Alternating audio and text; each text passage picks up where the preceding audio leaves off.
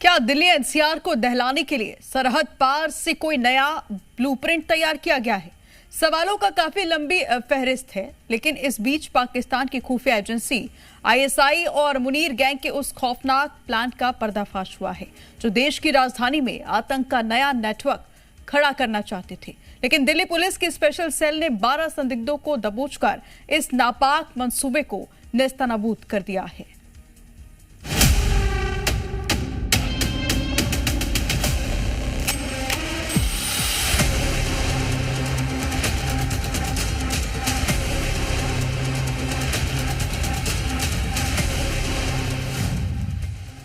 आतंक के आकाश सरहद पार पाकिस्तान में बैठे हैं, लेकिन उनके टारगेट पर हिंदुस्तान है। दिल्ली और एनसीआर के शहर हैं और इसके लिए वो भारत में ही बैठे गद्दारों की मदद ले रहे हैं। इस मामले में अब तक 12 आतंकियों को गिरफ्तार कर चुके हैं, जिनके इरादे बेहद खौफनाक थे।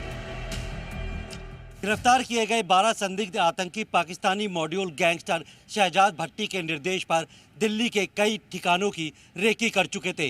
इन सबको शहजाद भट्टी ने अलग अलग टास्क दिया हुआ था। कुछ लोगों को पुलिस वालों की टारगेट किलिंग करनी थी, तो कुछ लोगों को आतंकी संगठन तहरीके तालिबान हिंदुस्तान के प्रचार प्रसार का जिम्मा सौंपा था। स्पेशल सेल अब इस पूरे मॉड्यूल से जुड़े बाकी लोगों की पहचान करने में जुट गई है। दिल्ली पुलिस की स्पेशल सेल ने मुनीर और उसके आतंकियों के मंसूबों को नाकाम कर दिया। पुलिस और जांच एजेंसियों ने इस मामले में 2 दिन के अंदर 12 संदिग्ध आतंकियों को गिरफ्तार किया।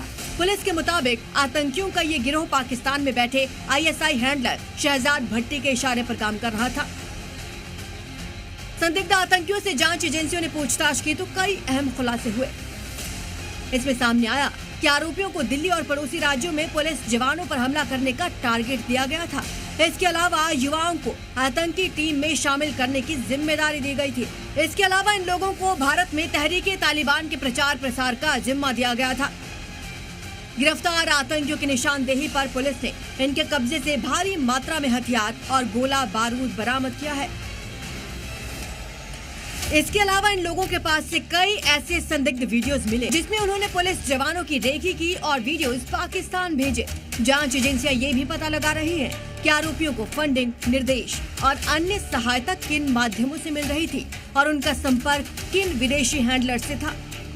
जांच में ये भी सामने आया है कि सभी आतंकी पाकिस्तान में बैठे शहजाद भट्टी और अजमल गुर्जर के इशारे पर काम कर रहे थे। पुलिस ने इस मामले में अनस नाम के एक आरोपी को गिरफ्तार किया जो गाजियाबाद के लोनी का रहने वाला है।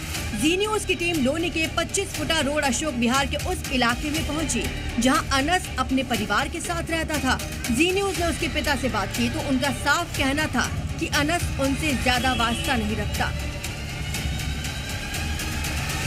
इतने मुकदमे उसके ऊपर चल रहे हैं, कुछ जानकारी है आपको? मुझे जी वो मेरे से ज्यादा मतलब तो रखता नहीं, लेकिन मुझे यह है कि 2-3 छोटे मोटे मुकदमे हैं। अच्छा, क्या आप ही के साथ रहता है? नहीं, मेरे साथ नहीं।